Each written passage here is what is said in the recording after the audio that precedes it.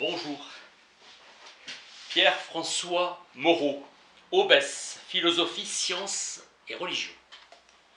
Hobbes est connu comme théoricien du droit et de la politique.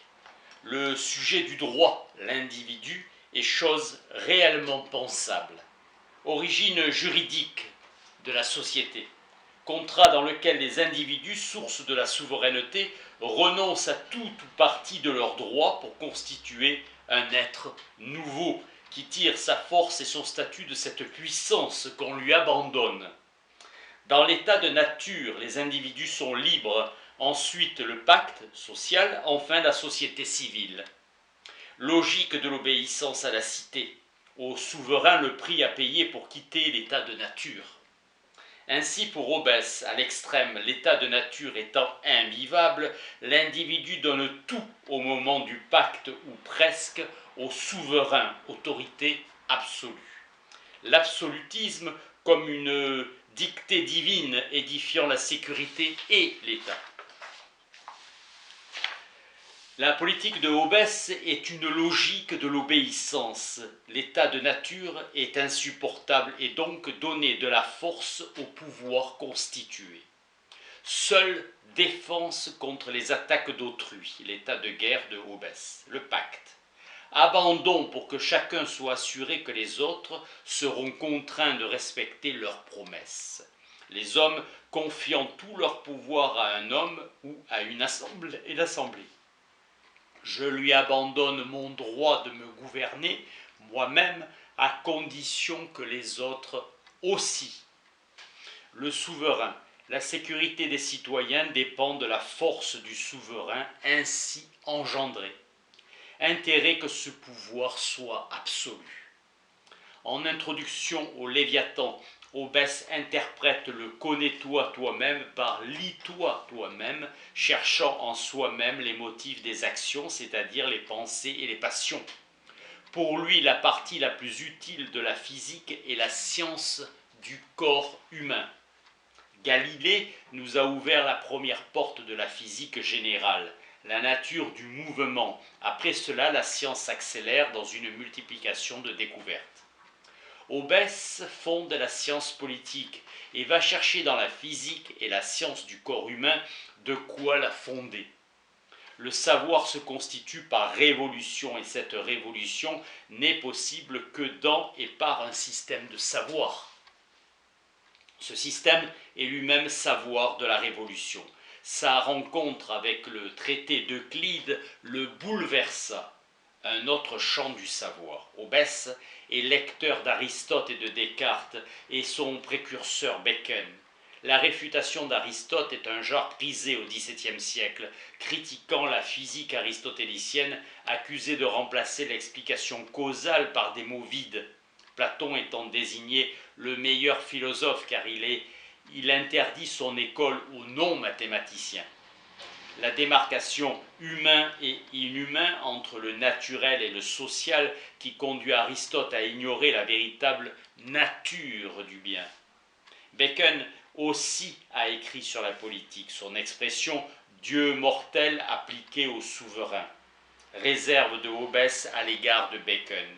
Pour Bacon, la difficulté est que l'esprit acquiert les connaissances sans ordre, entassant ainsi de notions confuses. Pour Bacon, la science de la nature étudie tout ce qui n'est pas l'homme, la division entre l'homme et la nature n'est pas la problématique. Il reproche à la morale d'Aristote d'être centrée sur la pratique. Pour Hobbes, elle est inutile et fausse, car il souhaite constituer une connaissance rigoureuse des passions.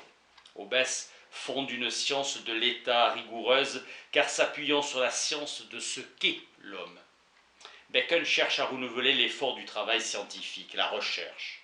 Enraciner l'essence de l'État dans celle de l'homme de Hobbes, alors que Bacon réfléchit sur les conditions de l'action de l'État. Il se limite à l'essentiel. Favoriser l'enrichissement et l'application des connaissances humaines. Dans les deux cas, le bonheur des hommes passe par la sûreté de la science. Marin Mersenne, ami commun de Hobbes et Descartes, facilitera leur discussion. Descartes platonise sans citer Platon: je suis une chose qui pense, c'est-à-dire un esprit, une âme, un entendement, une raison, de là naît un doute, faculté contre acte. Pour Hobbes, l'imagination est la faculté des idées, car il n'existe qu'une seule sorte de représentation qui renvoie à une source unique, l'essence. Conception différente de la recherche du vrai, théorie de la certitude. Il s'oppose au libre arbitre et remplace l'acquiescement de la volonté par une théorie de l'argumentation. Il rejette la tradition aristotélicienne. Il faut quitter le domaine de l'expérience pour élaborer une certitude. L'homme loue pour l'homme. Hobbes l'a cité, il n'en est pas l'inventeur de cette formule. La formule vient de la tradition proverbiale grecque. Erasme la cite. Puis Hobbes, avec sa symétrie, l'homme est un dieu pour l'homme dans l'épître dédicatoire. François Tricot recherche les sources des deux formules de Hobbes. Les animaux appartiennent au règne de la nature et à des mécanismes qui fonctionnent tout seuls. Ni droit ni promesse. La métaphysique de Hobbes ne se lasse pas de répéter cette thèse. Tout est corps et tous les phénomènes s'expliquent par le mouvement des corps. Dieu et esprit sont des corps très subtils. Dieu et esprit sont des corps très subtils, mais certainement pas des réalités incorporelles. Des corporés considèrent corps et mouvement comme les vrais principes d'élucidation de la nature tout entière. L'homme est un être, c'est-à-dire un corps qui accède au temps, et il est le seul pour qui le temps ne soit pas un présent perpétuel, un instant toujours recommencé, et dont on ne sait même pas qu'il est recommencé. Le langage est introduit ensuite, marque de voix comme les noms qui rappellent à notre esprit certaines idées ou conceptions des objets. La série temps, marque, parole, raison est spécifique à l'homme. Le langage rend l'état de nature invivable. C'est l'état de guerre. La parole les amène à se comparer perpétuellement l'un à l'autre, rivalité. C'est parce qu'il parle que l'homme se bat et qu'il cesse aussi de se battre. L'homme surpasse les bêtes par la curiosité et cette faculté d'imposer des noms aux choses, des chiffres déchiffrés par la mémoire. Le nouveau fait espérer un changement, une promesse d'amélioration de son état intérêt. L'homme qui est inscrit dans le temps est susceptible d'une science à la fois ordonnée et extraordinaire.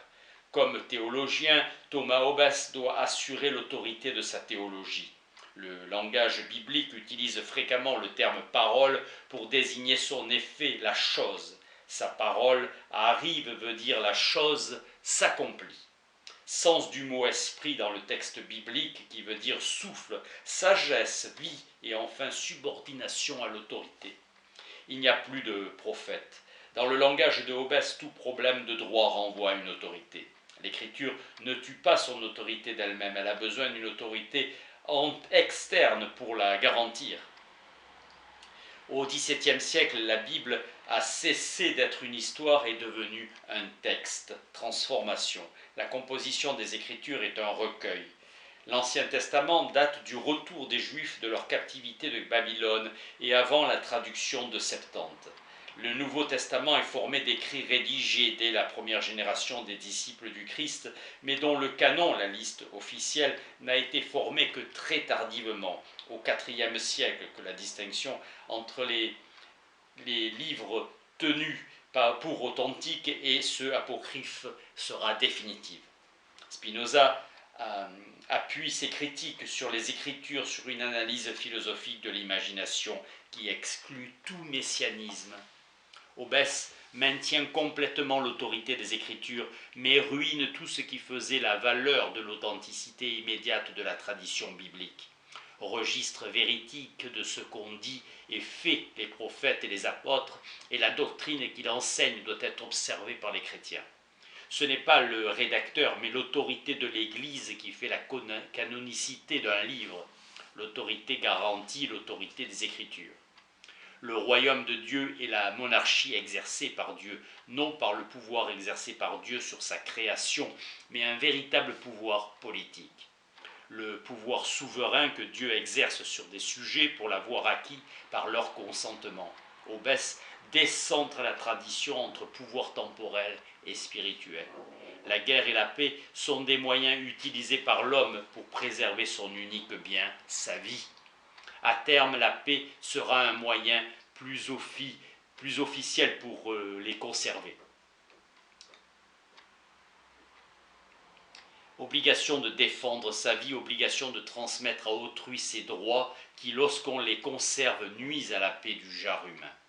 Loi que les hommes s'acquittent de leurs conventions à la justice, loi qu'on rende les bienfaits, la gratitude, loi que chacun se rende accommodant aux autres, la complaisance.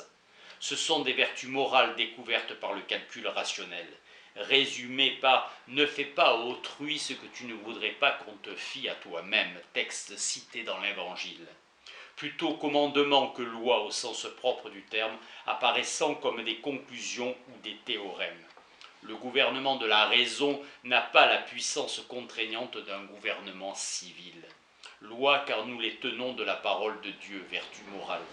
La doctrine hobbésienne de la loi naturelle apparaît en somme comme un paulinisme d'État, disjonction radicale entre la conscience et la société civile. Seule la première justifie, mais dans la seconde il n'y a qu'un seul vrai danger, la sédition et les risques qu'elle comporte pour la vie de chacun. C'est à l'éviter que tout doit être sacrifié.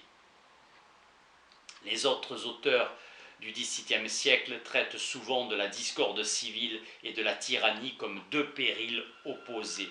Ici, ce n'est pas le cas. La tyrannie est abordée comme un fait réel et non pas comme un mythe fabriqué. L'homme seul peut fonder l'État qui le sauvera et auquel il obéira. Dans l'état de nature, la guerre est perpétuelle ou imminente.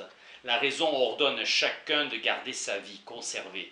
Chaque homme a tous les droits sur tout, mais ce droit sur tout est un droit à rien, un droit à mourir. Donc il faut passer par le pacte. La capacité humaine d'artifice va constituer un être nouveau et elle y parviendra grâce au langage. Promesse de relier le futur au présent. Chacun promet à l'autre d'abandonner ses droits au souverain en échange du même abandon par autrui. Tous se retirent donc devant le souverain qui lui ne s'est engagé à rien. Sa puissance est absolue, sa volonté souveraineté et la démission de tous lui permet de protéger chacun. Elle lui donne la force, donc le droit de créer enfin des lois. Merci.